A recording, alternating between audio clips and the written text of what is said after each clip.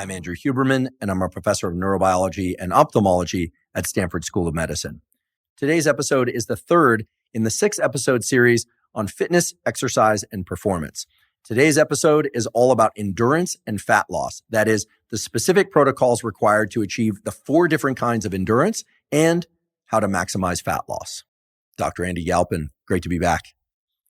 Today, we're going to talk about endurance, and I'm very interested in this conversation because I, like many other people, strive to get a certain amount of cardiovascular work in each week.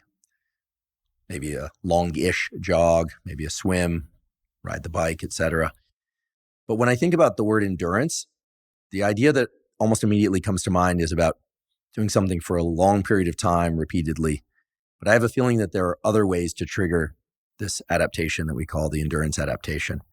So I'm excited to learn about that. I'm also excited to learn about the fuel systems in the body that allow for endurance and other modes of repeated activity.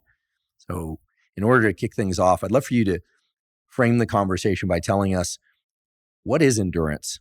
And are there indeed a large variety of ways to induce what we call this endurance adaptation? Sure. The way I want to start actually here is calling back to some of the things we talked about in our previous conversations, which are really people exercise for 3 reasons. Number 1, you want to feel better. Number 2, you want to look a certain way. And then number 3, you want to be able to do that for a long time, right? So you need the way that we say it in sports is look good, feel good, play good, right? So I want some sort of functionality to be able to perform a certain way, whatever that is for you.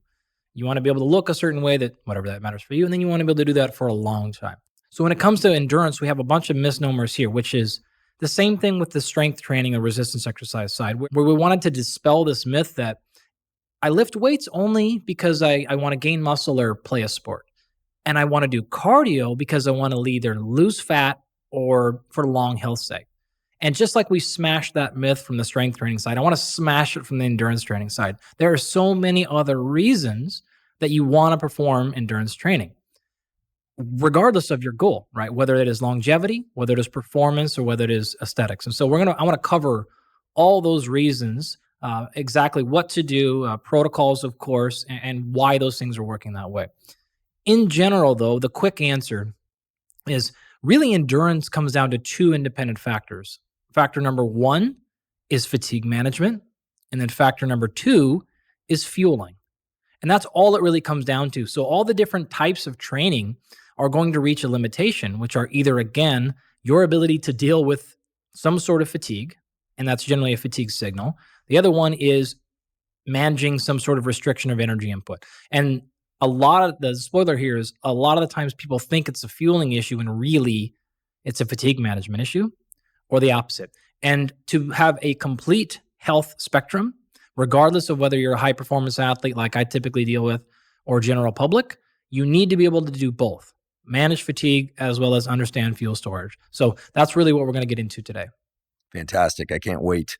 Before we dive in, I'm going to ask you what I often ask people who are expert in their respective fields, which is there any non-obvious tool or mechanism or tool and mechanism that can allow people to access better endurance? You know, when I think about training for endurance, again, I think about trying to run longer and longer each week, or swim further and further, and so on. But I do wonder whether or not there are other forms of training that can amplify the endurance adaptation that I or most people perhaps don't think of as endurance. Sure. The way I want to answer this is if we look back and think about how we've answered that question with power and strength and force production, it is really about how much can you produce maximally once. What you're asking now is, how can I repeat that same quality of performance? If that's the case, endurance really comes down to your ability to maintain proper mechanics. That's going to, like, the biggest way we can increase your endurance exponentially very quickly is mechanical. And this is starting with breathing. And so we need to be breathing properly. We need to have proper posture and positions, and then we need to be moving well. Efficiency is going to trump force always for endurance.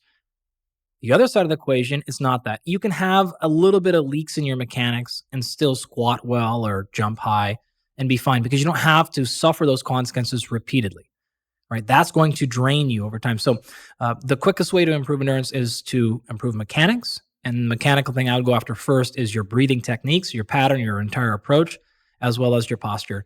And then from there, the third one would be your movement technique. Is it possible to describe the best way to breathe when doing endurance training, or is it far more complex than that? And if it is far more complex than that, then certainly we can get into it during today's episode. Yeah, it is both of those. I will give you a quick answer though. A lot of the times you can kind of hit the cheat code, which is nasal breathing. There's plenty of times when you don't want to nasal breathe or don't need to nasal breathe, but just again, as like a one tool that is for a pretty general answer, if you can do that, a lot of the times that will fix breathing mechanics just by default. And we can maybe talk about why that is later, but that would be my sort of one sentence bullet point answer immediately.